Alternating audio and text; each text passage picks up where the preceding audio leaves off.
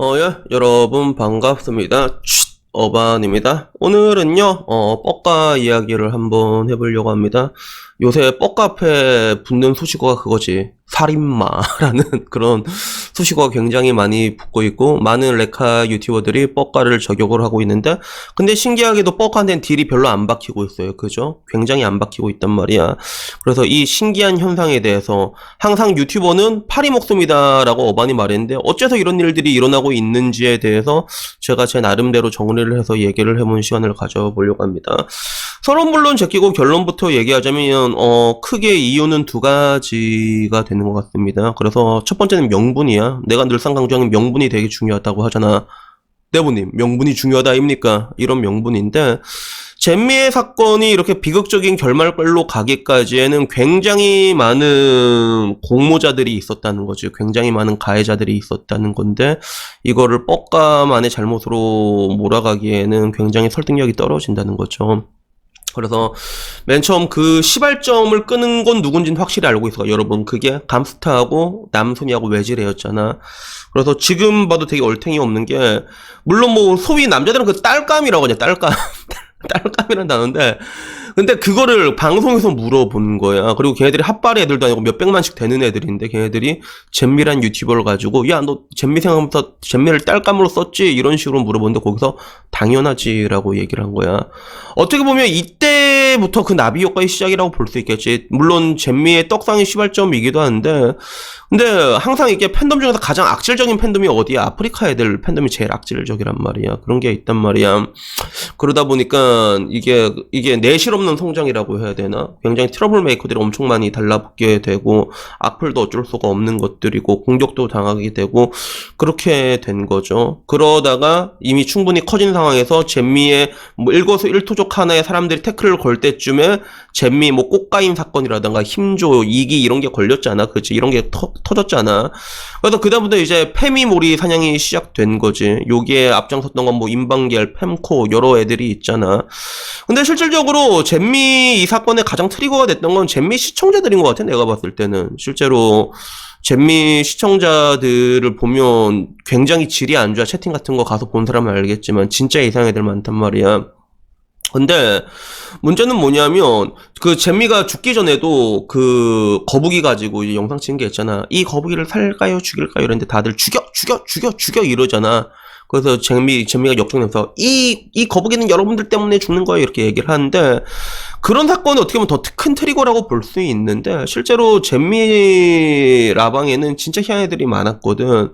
그런 악플도 엄청 많았고 이 수많은 가해자들이 있고 뻑가 같은 경우는 그 빼미가 터졌을 때 뻑가는 항상 보면 후진입을 한단 말이야. 남초 커뮤니티에서 되게 핫한 것 중에서 지가 골라서 후진입을 하거든. 그러니까 어떻게 보면 자기가 뭔가를 스스로 생산해내는 그런 능력이 없는 애고 그걸 그냥 짜집게 해서 확대 재생산하는 거기에 이제 특화된 재주를 가지고 있는데 이때 이제 뭔가 이제 파이어 그 기름을 끼얹는 그런 느낌이 있죠. 그죠?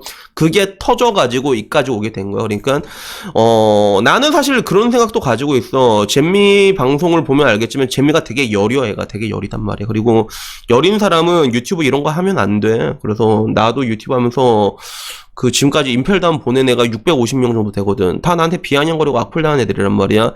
그런 애들 나는 가만 안 놔두거든. 왜? 나는 여러분들한테 계속 활동하고 영상을 찍어서 올려줄 의무가 있단 말이야. 근데 그런 애들한테 이게 멘탈 털리고 나면 내가 내 일을 못 하잖아. 그래서 나는 그런 애들 보면 칼같이 다 임펠담 보내는 게 그것 때문에 그래. 그러니까 이런 걸 보면 매니저들도 지금 죄책감 오지게 느끼고 있을 거야. 매니저들도 보면 이제 내가 그런 애들 바로바로 보냈으면 이런 생각 가지고 있겠지. 그지? 근데 뭐 이렇게 된 거 어떡할 거야 이미. 그래서 이 사건에 진짜 이렇게 많은 것들이 있었는데 그리고 심지어는 생명보험도 여러분 그 가입한 지 2년 지나고 나서 자살하잖아요. 돈을 줘요. 왜 그러냐면 2년이 지나고 난 다음에는 개연성이 없는 걸로 보는 거야. 이 사람이 보험금을 받기 위해서 자살했다라고 보기 힘들다고 보는 거야. 2년 뒤에는. 근데 이 사건이 2019년에 벌어진 일이잖아. 근데 그걸 이제 지금 와가지고 뻑가의 잘못을 전부 다 몰아가는 게 설득력이 떨어진다는 거죠. 명분이 없다는 거죠. 그래서 이게 첫 번째인 것 같고 그리고 두 번째도 어떻게 보면 좀 중요하다고 볼 수 있는 게 뻑가의 지지 세력이에요. 뻑가 유튜브를 보는 사람들은 아마 내 유튜브를 보는 사람들이랑 거의 비슷할 거야. 내 유튜브 보는 사람들도 20대 초반부터 30대 초반까지 남자들이 제일 많거든. 거의 70%란 말이야. 뻑가는 아마 그보다 더 높을 거라고 보고 있단 말이야. 근데 얘네들한테는 사실 그 빼미만큼 꼴 보기 싫은 애들이 없는 애들이거든. 얘들은 고기만 들면 이제 미쳐갖고 분노한 애들인데, 그런 애들 입장에서 뻑가는 이미 따지고 보면 그런 안티페미 코인의 끝판왕이 돼 있고, 그리고 실제로 하나하나 따지고 봤을 때 뻑가가 언론 삼류질 하신 건 분명하지만 언론이 하지 않은 일을 하는 것도 있단 말이야. 언론 KBS, SBS에서 뭐 이제 여경 사건에 대해 가지고 진짜 쉬쉬하고 왜곡한 보도를 할 때 그거 그대로 얘기하는 사람들이 삼류 레커 뻑가잖아 지금 그게.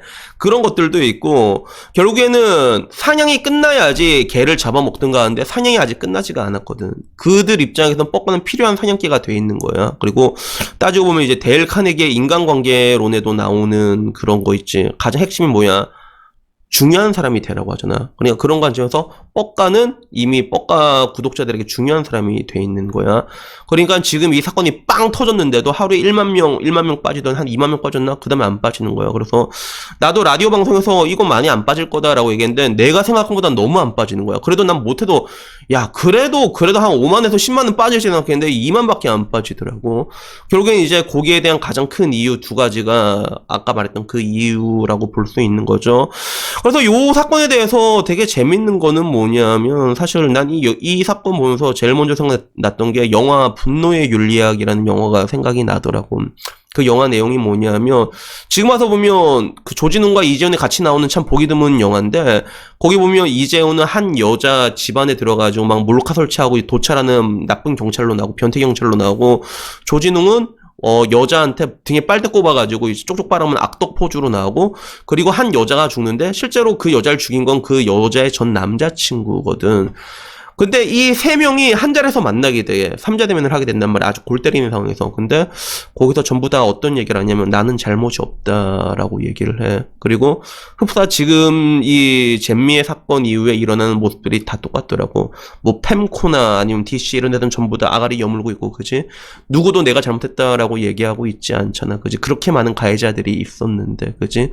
어떻게 보면 대한민국의 저열한 뻔뻔함이라고도 볼 수 있는데 근데 저는 뻑가 걱정은 굳이 안 하는 게 왜 그러냐면 결국엔 사람은 뿌린 대로 거두게 돼 있는데 지금 뻑가를 저격한 사람들이 되게 많잖아. 그게 왜 그러냐면 뻑가가 커오는 과정에서 굉장히 많은 원한을 진 것도 사실이기 때문인 거예요. 그래서 뻑가가 맨 처음에 커왔던 방식은 약간 저열하게 커왔잖아. 같은 유튜브 사고 치면 이제 상처 벌려가지고 막 이제 소금 막 쑤셔놓고 그지? 비꼬고 조롱하면서 그렇게 커온 것도 있었고 그 중에는 이제 헛저격한 것도 있었고 그리고 이제 그런 것들이 정말로 비극적인 설리 사건도 그렇고 엄청 많은데 이런 게 한두 개가 아니야. 지금의 정배우 같은 느낌이지. 지금 정배우 뭐 하고 있어? 그냥 계속 이제 비트코인 이상한 거 올려놓고 그지? 그러면서 이제 얌전히 살고 있잖아. 결국에는 뻑가한테도 이게 향해 가고 있는 거야. 지금 와서 뻑가를 이제 대놓고 이제 살인마라고 몰아붙이는 사람 중에 한 명이 윽튜브잖아.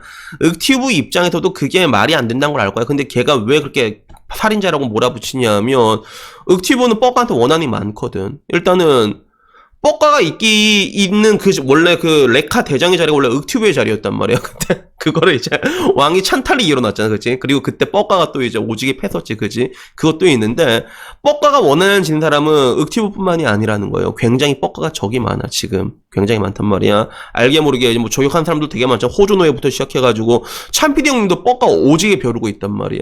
그러니까, 결국에는 뻑가가 옛날에 커온 방식이 저열한 방식으로 커온 거는 지울 수 없는 사실이고 거기에 굉장히 많은 사람들이 원하는 산 것도 사실이란 말이야. 근데 이런 것들이 언젠가는 뻑가를 향해서 가게 돼 있다는 것들이죠. 단지 오늘이 아닐 뿐이야.